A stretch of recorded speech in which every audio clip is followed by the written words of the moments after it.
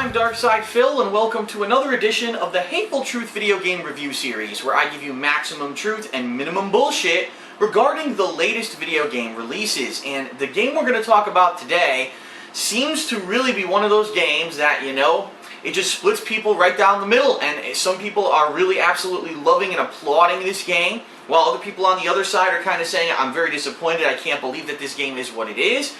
It's a game that's going to be divergent when it comes to a common opinion, because it actually depends, in my opinion, about what you consider to be called survival horror and what that genre really is in the year of 2014. We're going to talk a little bit about that in the review, but let's go ahead and get started with The Evil Within, the new survival horror, or at least it's being billed that way, game from the mind of Shinji Mikami, the original creator of the Resident Evil series. He was heavily involved with Resident Evils 1 through 4 before eventually leaving Capcom and splintering off to make his own game studio called Tango Gameworks, which is the studio that made this game, but they were actually bought out by Bethesda, and it looks like they're going to be working on several games in the future. So, The Evil Within. Let's talk about the plot, the premise of the game, then let's talk about the gameplay, let's talk about the graphics and stuff like that. And then overall, we'll talk about comparisons between this and maybe survival horror. I think that's the real good way to go about it. First of all, it is important to note before we even start talking about the game, this game actually has some of the coolest physical stuff to come with the game in a long time, including a 3D kind of packaging. You've got the game box, which obviously the disc would be there, but a full color instruction booklet explaining backstory and characters, and even additional artwork behind there. You see that you can flip as alternate art. So you can tell that they did put a lot of care and effort into the presentation of the game. They wanted it to be some kind of a complete package, alright? That's not going to have any influence on my score or my review. I just wanted to bring that out there. So The Evil Within. The premise is you are an alcoholic detective. You are called all of a sudden on alert to a crime scene. Supposedly there is a crime scene being committed at a mental hospital. And so you yourself, your two co-workers, I think one's called Joseph and the other is Kidman, they are also detectives. They are in the same police car, and there's also a kind of a on-the-beat patrolman. He's driving the car. You all rush to this hospital to see what's going on. As you enter the hospital, you find there's tons of police cars and ambulances around, but they're all empty. What's going on? As you enter the hospital, you see chaos. There's people dead everywhere, and so obviously some kind of a massacre has happened. All of a sudden, as you check the security cameras, you see a man who's robed in a white robe, almost seemingly teleporting through the hospital, killing people left and right. It's just absolute chaos. As you actually try to enter the hospital to get more information on what exactly is going on, all hell breaks loose. You seem to break apart from the real world. You end up in this hellish reality where there's dungeons and sewers and torture going on. People's heads are being ripped off. People are being chopped apart with axes and chainsaws. And a seemingly unending army of possessed zombie-like creatures are coming after you for your soul, I guess. And that's really the basic summary that I can give you when it comes to The Evil Within. Now, the one plot point spoiler that I will give that is basically the premise of the game is that there's some kind of mental experimentation going on in this mental institution that's causing all of this. It isn't necessarily real per se, but everyone's having some kind of either a mass hallucination, or this experiment is causing these manifestations of crazy, gruesome shit to happen in the real world. It's not clear until the very end of the game, and I'm not going to spoil that, but I do have to explain that because you're like, well, why the fuck were all these mutants coming from? That's kind of your basic explanation. I don't want to go too much further into the plot of the game because I don't want to spoil. This is the kind of game that you want to experience slowly and have it unfold over the course of the game. But there is a very interesting supporting cast of characters, including, obviously, your two co-detectives who are with you in this horror. And a lot of times during the course of the game, you reunite, and then you split up and you reunite again with them. There's a doctor who seems to kind of know what's going on, but doesn't tell you too much, who you interact with many times. There's a mental patient named Leslie who you run into as well, and you a lot of the times you're trying to save him. It seems like he might have some weird mental powers. And then, of course, there's the cloaked man, who I'm not going to spoil, but he is kind of the antagonist, the guy who's going around killing everyone, and you're trying to figure out who the hell this is. So, over the course of the game, you will fight a large variety of enemies. We're not just talking generic humanoid zombies, a la, say, Resident Evil 4. We're also talking crazy amounts of just mutated freaks, cloaking monsters, invisible bosses. There's going to be quick time events. There's going to be times where it's kind of puzzle gameplay where you need to sneak. There's going to be times when it's running and gunning. There's a lot of variety and a lot of interesting stuff in the game when it comes to the gameplay. So let's get down to it and talk about the gameplay. The gameplay of the game, I'm going to be honest with you, is basically Resident Evil 4 Advanced. And what I mean is if you took the kind of running and gunning third-person gameplay from Resident Evil 4, but you added in new elements, such as crafting items to be used in a crossbow, such as lighting elements where you have a lantern so you can see stuff, but when you use the lantern, sometimes more enemies will see you. There's a heavy sneaking element in this game. If you can sneak around a lot of enemies, you'll get past areas a lot better, easier, and faster than if you are trying to just run and gun and kill everything a la Resident Evil 4. So there's kind of a combination of the running and gunning of the modern Resident Evil games versus sneaking around in more stealthy gameplay. And it's a good combination. I think it's a unique and fun combination in that regard. The one kind of unique element that they do add into the game that really hasn't been done in any other game before is that when you down an enemy, they don't stay dead. Most of the time, even if you're getting multiple headshots on enemies, they don't die. And that's kind of the difficulty element of this game, is that enemies are very tough to permanently kill unless you're great with your aim or you get lucky. What you need to do is down the enemy and then use a match to light the enemy on fire. For whatever reason, the enemies in this game are incredibly flammable and they go up in smoke and then they permanently die. Now, if you're lucky, maybe a grouping of enemies will walk towards the one that's on the ground, and when you light them on fire, you'll light multiple enemies on fire. Later on in the game, you get abilities such as special crossbow bolts that you can actually use to shoot people and stun a whole group, and then maybe you can light them all on fire, or you can even do stealth kills on multiple guys, and that's kind of a fun, unique element. But yeah, it's basically Resident Evil 4 with a sneaking element and with difficult enemies that you really need to plan out and kill.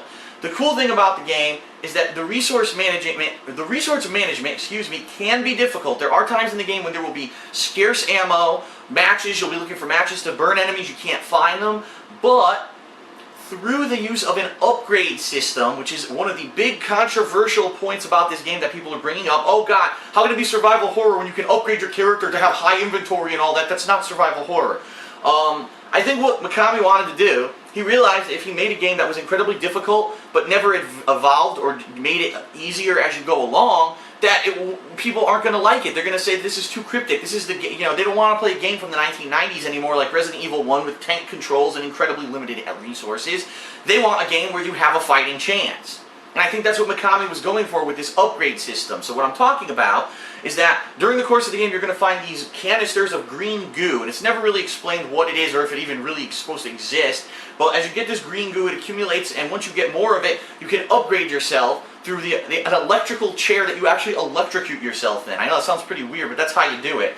You electrocute yourself and you can pick, gee, do I want more health? Do I want the ability to hold more ammo? Do I want the ability to do more damage when I fire my gun? Maybe I can hold more health packs. Maybe I can have increased amount of healing when I use a health pack. Stuff like that. And of course there's crossbow bolt extenuations, melee damage. And that's one thing I want to bring up. Melee damage in this game sucks. In Resident Evil 4, if you remember, you usually do 1 or 2 shots to an enemy until they were stunned, then run up and melee them, and that's how you kill them. Not in this game. Melee is terrible in this game, and I feel it was on purpose to increase the difficulty level. Instead of having unlimited melee attacks, you now have to use resource management to make sure you have enough matches to get through certain areas, okay?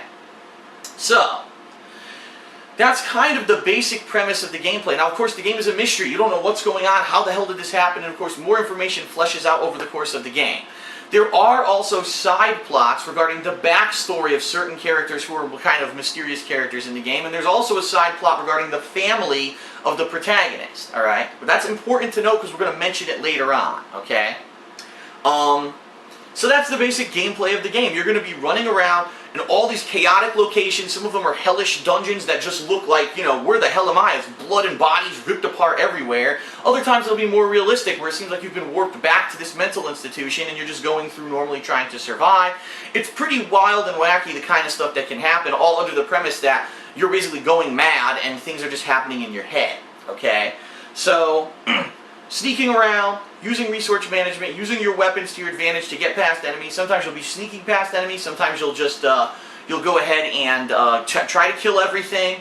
The one real, I think there's 2 kinds of collectibles I'm trying to remember in the game, are number 1, if you find keys. If you find keys, when you warp to this area where you can save and upgrade your character, there's also all these lockers that are there, and you can unlock the lockers with keys to get very critical items. For example, wow, tons of shotgun shells in this locker, and you can take them, and even if you max out an inventory later on in the game, if you return, that will still be there to grab those shells, and you can use them later in the game. Bolts, things like that. But also for me, one of the critical things was the lockers that had the upgrade stuff in it, the upgrade juice or points or whatever you want to call it. It's huge amounts, like 5,000, 7,000 at a pop, and then you can immediately go get a really good upgrade that maybe you've been looking to get, okay? That's the basic gameplay of the game. Of course, keep in mind, there will be quick time events. There will be puzzle aspects of the game. There may be a point where there's an enemy that will insta-kill you if it sees you, so you need to distract it using different tactics, whether it's throwing a bottle, shooting other enemies and bodies and things, to sneak past it and go from point A to point B without being killed. A la, again, Resident Evil 4, which had that kind of stuff. There were segments where you just could not fight the enemies. You had to try to sneak by them and find distracting tactics to survive. And the same thing happens here in The Evil Within, okay? Now let's talk about the graphics and the atmosphere. The graphics in the game are pretty impressive. However, there's one thing in the game that's so confusing that everyone said it's in letterbox. So what that means, to give you a perspective, let's say that my iPhone is a widescreen TV. This game doesn't fill it. This game has black bars on the top and bottom, which actually makes you kind of have hindered vision. Now, cinematographers use that method in order to make it feel like there's a more cinematic widescreen shots for really epic moments and things. That's why they might film a movie with the letterbox aspect ratio rather than filling the whole screen. For a video game, really the only reason that Mikami used it is to make the game more difficult, because there are segments, as I mentioned, where you can't kill enemies, but they're coming after you, and you have to find ways to get out. Oh, how do I get out of this room? How do I get out of this room? Oh, well, guess what? There's a valve above that you can't see normally because he put these black bars there, but then if you look up randomly, you'll see it, and then you can shoot the valve, and now you're okay. Now you can escape the room. It adds artificial difficulty to the game. Now, some people will like that, and some people will say, that's bullshit, I'm hindered by my vision, my cone of vision. How the fuck is that difficulty? That's just really annoying to make the game more difficult and pad it. So it's up to your personal choice whether or not you think that that's like a legit tactic to make a game more difficult or more tense, or if you think maybe it's bullshit, okay? I can see both sides of the fence of the argument. But the detail of the graphics is nice. Everything has great lighting. I have to mention that. A lot of games that I played this year on the next gen of consoles had amazing lighting. This one is no exception. Great lighting effects and things going on in the game, especially when you're using the lamp to see stuff around you. There's some rooms you can't see jack shit and you need the lamp to see, and the ambient light is great. But it does run at 30 frames per second. And I have to repeat that because a lot of people this day, when they buy the next-gen version of a game, they're saying, I'm looking for 60 frames per second. The game only runs at 30 frames per second on the PlayStation 4. Now, I've heard rumors, oh, well, you can modify the game on PC. You can get rid of those black bars, and you can run it at 60 frames, but then the game is glitchy. To which I say, I understand that people who own PCs love to try to get the best out of the games that they play, but if the game was designed to have the black bars and run natively at 30 frames, shouldn't you be playing it at that? You know what I mean? Are you taking something away from the game by modifying the game through hacks to get that to do something different? I think that people need to just play the game at face value and stop trying to milk the game and try to change the game to be some optimized version. You know what I mean? So anyway, 1080p, 30 frames per second, and the letterbox, really weird, okay? The game design, I'm going to be honest with you guys, and this is my honest opinion, and you may disagree with me. The Evil Within advertised itself as a return to classic survival horror with Shinji Mikami being involved. I have to say something, this is not classic survival horror in the regard of a game like, say, from the 1990s, where it was all about sneaking, survival, inventory management, the fact that an enemy could be lingering around any corner and jump out at you and get a cheap attack or cheap damage. It's not like that. The game, I'll be honest, is more like Resident Evil 4, where it's a ton of enemies coming at you, there's some gruesome, weird mutations and stuff going on, and the gore factor is a huge part of it, but it's not necessarily scary per se. It's more, okay, there's tenseness because there's a ton of enemies coming after me, and oh no, there's this really weird setting where there's gore and stuff going on, but never when I was playing the game did I say, oh god, that's so scary. I'll give you an example. I just played Alien Isolation. And there were points in that game that were so tense because you have such limited ammo, you can't kill the alien in that game, that you have to sneak to survive. And there were points where the alien was randomized with its actions. Sometimes it would come by, sometimes it wouldn't. There were parts of the game I couldn't beat until I retried them 100 times and found out different ways to get by them. Not so really in The Evil Within in that regard. It's more like, okay, there's a bunch of enemies, the odds are against you, limited inventory, try to kill as many as you can, try to sneak by. There will be parts of the game that, I'll be honest, instant death cheapness. It's trial and error. There are parts of the game that you will instantly die and it's completely trial and error. But unlike classic survival horror, the game has an incredible checkpoint system, so if you die to any of these kind of instant death kills, you're going to pretty much respawn right before it, and you're going to be able to retry it anyway. So it's not like, oh god, just really cheap instant death, there was no way to know that was coming, oh now you have to replay 40 minutes of gameplay. Nothing like that at all. The checkpoint system is great, but again, what that's going to do, unfortunately, is kind of take away some of the risk factor of the game. If I'm going to get a really good checkpoint, then I don't care if I die. I'll just run in guns blazing. If I don't win the first time, then I'll try sneaking. If I don't win that time, then I'll try this. Or in one of those instant death segments, oh well, instant death but no skin off my back because there's a really good checkpoint right next to it, so really no harm, no foul, I'll just run in and do it differently. And that's kind of what's lost with this game, is that since Mikami tried to make it a more modern game, more run and gun gameplay, variety of gunplay, more checkpoints, more about the gore than really the scares, it's really not that scary or risky, and you never really feel that tense. I'd probably say maybe twice during the entire playthrough did I ever feel tense because I was like, man, this is tough, I don't know if I'm going to be able to survive this. I was like, whatever, if I die I'll just restart and try again. And that takes away, it really does take away from a game like this. Now let's talk about the plot and the plot pacing and some of the things that people really have issues with the game, alright? Without spoiling, I will not give any more plot spoilers, I promise. Number one, during the first 5 to 6 hours of the game is insanely confusing because nothing is explained. In fact, I think it's like chapter 7 or 8, or maybe even chapter 9 out of 15, where the game finally starts to explain what's going on, and you're like, how many people are going to invest 10 hours to get to that point before they start being told what's going on? It kind of is annoying, and they try to keep you occupied and interested with, oh no, what crazy gore thing is going to happen now? Oh no, what crazy boss am I going to fight next? And there are several big scale boss fights, there are several fights that are puzzle oriented, that are pretty fun once you figure out how to do them, so I'm not taking away from that. But when the premise is you have no idea what this thing is supposed to be in regards to anything, it takes away from the game. I'll give you a perfect example here.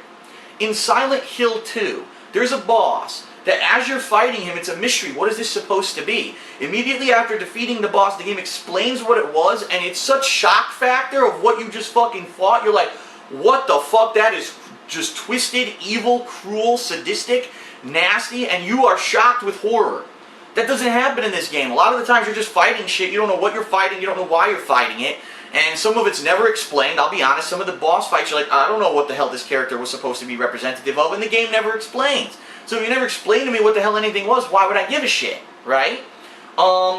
Finally, once the plot does start picking up about halfway through the game, it gets good. Because then you're like, wow, now I'm hooked. I really want to know what's happening. And there's some really cool twists and some really interesting stuff, I'll be honest, by the end of the game. But the end of the game, I'm going to say this, and I will not spoil the end of the game, but the end of the game is an unclear ending that is purposely made unclear, just like when you go to the horror movie, right? Oh, hour and a half movie, and it says unclear ending. Ooh, does that mean the evil was defeated? Oh, does that mean the evil still exists? Is this the truth of the situation? Is this not the truth? What really happened? That's the kind of feeling that a lot of times you end up having in your head when you walk out of a movie theater at the end of a horror movie. And I think Shinji Mikami was going for that. But here's the problem, Mr. Mikami. This is not an hour and a half long movie. This is a 15-and-a-half-hour long game that retails for $60. It's not a $5 hour and a half investment in time. For spending 10 more times as much time to play the game and beat it, especially with some of the difficulty factor that you've put into the gamer deserves a definitive ending. Whether or not, oh no, it doesn't give a cliffhanger so no one will buy the sequel, I don't care. This game should have had a definitive ending where you know exactly what's going on. Not you walk out of it, oh, 15-and-a-half hours and I have no idea what really happened, and is there even a canon answer to that? Who knows? And the bottom line is they probably won't give a canon answer because there'll probably be DLCs, and there'll probably be a sequel, and they don't want to give the canon answer until that stuff's revealed, and that's bullshit. People who play the retail game have the right to have a definitive ending, and they don't get it with this game. In addition to all of that, there are several side plot lines that are developed through the course of finding files, finding audio logs, right? Finding flashbacks from the main character's past. and these are never explained. Like, it's just a big mystery cliffhanger, and it's never explained in the game. And again, if it's going to be revealed in the sequel or the DLC, bullshit. 15 and a half hours of my time looking around for optional things to progress the story, and you never finish it. It's bullshit. And it's in this day and age of 2014, you can't pull that. If it's a horror movie, oh no. I spent $5 to rent it, an hour and a half. Okay, you don't give me a definitive ending, I don't really give a shit. $60, 15 hours of my time, and you don't give me the respect to give me a real ending? That's a cop-out. And this is what happens with a lot of TV series these days. There's a cop-out. They don't want to give a definitive ending because they either want to continue it later or they don't have an idea that they think could appease the masses, so they just drop it. That's bullshit. And this game should have a definitive ending, and it doesn't, and that's a major problem when the game is narrative-driven and then the narrative doesn't give you a clear explanation of what's going on and what's happened. Okay? So overall, what do I think about The Evil Within? I liked playing it. In fact, the gameplay, some of the puzzle aspect of the game, figuring out how some of the boss fights, you can't just fight the bosses, you have to figure out things to either escape the bosses or trick the bosses, things like that. The fact that there are traditional boss fights in the game really help. Unfortunately, the end boss is very anticlimactic, that's all I'll say. I'm not going to actually spoil, but at the same time, the lead up to the end boss is actually excellent. There's a really good lead up to the end boss that I enjoy. So maybe if you just enjoy the lead up, you could forgive the fact that maybe the end boss isn't so good. I don't know, that's going to be your own personal preference. But overall, I enjoyed it. I thought that it was an interesting game. It's fun to see someone like Mikami try to make a modern game outside of the Resident Evil series and see what he can do with it. I think that he did a good job in the regards of the gameplay, but I think that when it comes to horror, it didn't do it for me. I'm sorry, Mr. Mikami, but just having people's arms and heads chopped off and gore factor does not equate horror to me. Some people, it might. To me, it doesn't. To me, I want to have a big ongoing mystery with chills and spills and suspense, and I want to have that tense feeling all the time, like I could die and then I lose gameplay, or, you know, I'm kind of weak and I can't really hold up against these enemies. I really got to do my best to sneak by them. I didn't get that in this game. To me, it was like, well, if I die, who gives a shit? I'll just respawn at the checkpoint. I'll have more ammo soon. I might find a key, open a locker, get more ammo. And I really never had that tenseness factor in it, and I never had the horror factor in it. So really, if you want my honest opinion, this game is not survival horror. This is kind of a gore factor action game with some puzzles and maybe some sneaky elements shoved into it, but it really isn't scary. It's not, especially if you've watched modern cinema recently and you've seen all the gore in the movies. You're so desensitized. I've been doing a horror movie month here, where every night I'm watching horror movies for Halloween. I've just watched a couple of the Saw movies. Those are kind of worse than this. So for me, it's like the gore factor didn't do it, and I think maybe Mikami kind of honestly lost his touch a little bit when it comes to what made his game scary. It wasn't the run and gun gameplay, it wasn't the gore, it was the fact that you felt alone, that you felt that you didn't know what was around the next corner, you didn't know if you should be using bullets yet or not, you felt like everything in the game could kill you, there was a risk that if you didn't, save recently, that you're going to lose a lot of gameplay, and the horror just doesn't come out in The Evil Within, and that's a big deflator for the game. I'm not saying the game's bad by any means, I'm just saying it's not scary. And that's a shame, especially when just last week I played a game called Alien Isolation. That game did horror right. This game was not what I was expecting. For a game to tout itself and say, it's a return to survival horror, well, it's not. This is a return to Resident Evil 4. If Resident Evil 4 is survival horror for you, then you're going to love it. And so, Alien Isolation is a return to classic survival horror, and it's a great game. 9 out of 10. That's it for the... Wait a minute. I was reviewing The Evil Within. Sorry, the camera ran out of time and it screwed me up. Okay, so what I was saying was, if you're looking for Resident Evil 4 and you liked that as survival horror, you're going to love The Evil Within. And you're going to say, wow, I like the game, I hope that it continues on as a series. But if you were really looking for more classic survival horror, I'm going to be honest, this game from last week is better. It really is. So this game epitomizes survival horror far more than this game does. This is gore factor and run and gun action. This is classic survival horror. So, Shinji Mikami, maybe he felt that returning to classic survival horror isn't what modern audiences want.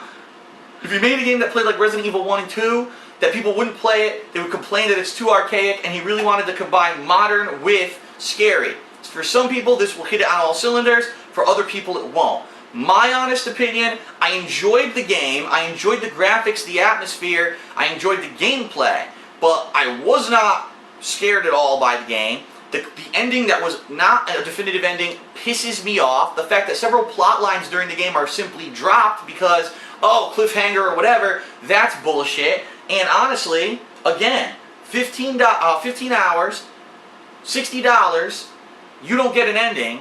That's fucking bullshit, alright? And I don't like that. I mean, I'll be honest, other games pull it off. This game did it too, right? This game didn't give you a definitive ending either. But at least in this game, you really, all this plot lines and story culminating, and then it just kind of, I don't know what happened. That's bullshit. And so for me, The Evil Within was good, but not amazingly great, knock you on your ass. I think a lot of people who were overhyping the game and were having high expectations may end up being a little disappointed because it's really not real classic survival horror. It's gore factor horror with Resident Evil 4 gameplay with a few other new things thrown in there. I'm going to give The Evil Within, overall, with all things considered, I'm giving The Evil Within an 8 out of 10. I think that it's a good game, almost a great game, but it's definitely not something for me that I was like wowed and I just cannot believe how good it was and I was scared and not. I'm sorry, and maybe that's just me, but I really do like a more tense kind of horror better than gore factor, and that's really what this game went for. So, Evil Within gets an 8 out of 10. It's a great game. You should check it out, but at the same time, don't get your hopes up for the savior of the survival horror universe. It's not going to happen. If you're looking more for classic survival horror, this one right here, not this one, okay? Alright, so that is it, everyone, for the Hateful Truth review of The Evil Within. I hope that you enjoyed it, and I hope that you feel like giving maximum truth and minimum bullshit. Cut out all that bullshit hype, right? Thanks for watching. I will see you next time on The Hateful Truth. Peace out, and I will see you then.